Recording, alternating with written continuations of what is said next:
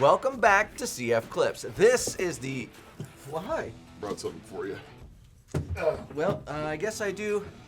Oh, I feel normal now. Here you go. This is the IWI Tavor X95. This is one of your favorite Bullpup 5.56 rifles. And let's go ahead and lower him back down to normal height. We have Jason here with us today. So let's go ahead and talk about the IWI Tavor. Yeah, the Tavor, man. It's a great platform, number one. Synonymous with a lot of military units across the world, primarily the IDF, Israeli Defense Force.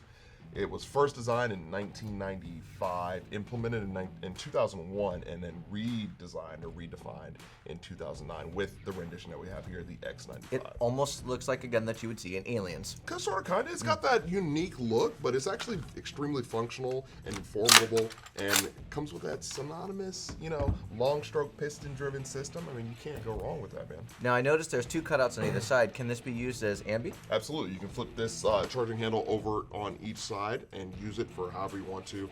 Not only with that, it comes with so many built-in features. Yeah, it's hard to believe. Integrated front and rear sights into the rail, so obviously you don't have to go spend your money on any other system like Literally that. in the Picatinny. In the Picatinny. So, but remember, if you do throw on an optic on here, you're gonna probably end up covering those up, but you have them there just in case. And just like that, slide that panel off. You've got built-in Picatinny slots on the 3, 6, and 9 for you to add on any type of accessories, lights, lasers, any doohickey that you wanted to do, but it's also built in, and it comes in with rail cover. So, I mean, if you don't want it, you got it. If you do need it, you have it too. So. It almost makes me want to make a go-go gadget joke, but let's go ahead and move on. Yeah. How long of a barrel do we have? Because there's not much sticking out. I know it's about 16, but what are we looking at? Correct. So it is a 16-inch barrel, and of course, with this Bullpup design, it looks uber compact and uber short, but you're still getting a pretty much almost full powder run out of this, with it being 16 inches, and it's still compliant in every regulation that we have. So. Now, the one thing I did notice is on a lot of Bullpups, including this one, there's a lot of polymer. There is a lot of polymer. So obviously you have the action, which is back here, right? That's cool. The trigger group is up front, and so you have to obviously mold it without having so much weight, because if this was completely made out of metal, you're talking about something that's extremely chunky, kind of awkward to maneuver, but it's not.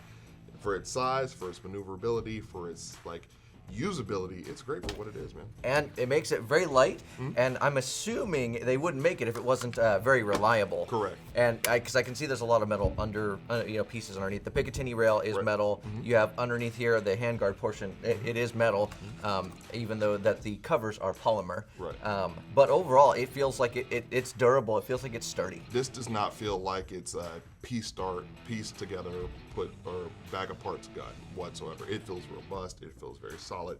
When we've shot these against a lot of things that hey, this one came out to be the greatest. So I will say this gun is very surprising for what it actually can do. So now we'll fall down on the gun a little bit here, down to the trigger. I noticed there's, I don't really want to call that a trigger guard. That's more like a fist guard. Well, no, it's a trigger guard. You could say that's just an enlarged trigger guard, right? Yeah, you can get your whole hand in here, which is pretty unique and pretty cool.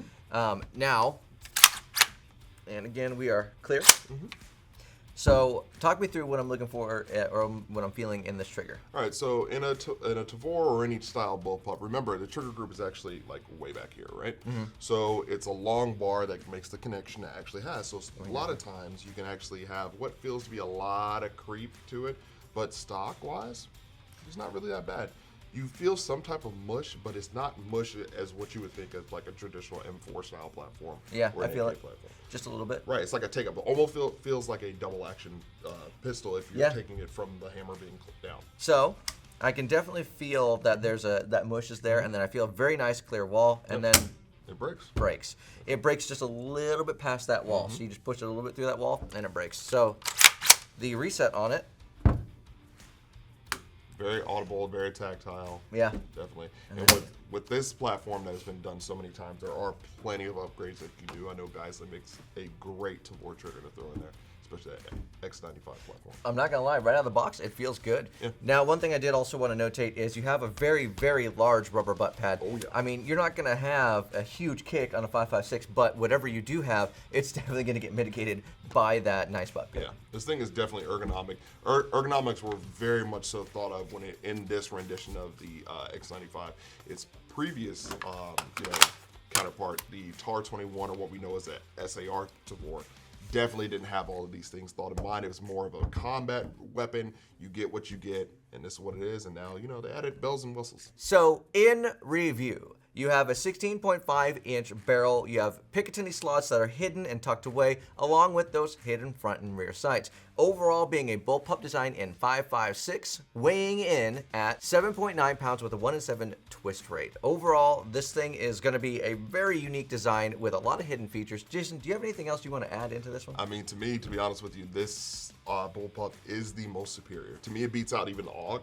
And the only thing that the AUG has that this doesn't have is that quick barrel change. But I mean, compatibility with magazines, built-in features. You don't have to add anything. You don't have to worry about your, finger getting slapped on anything. Everything's oversized controls.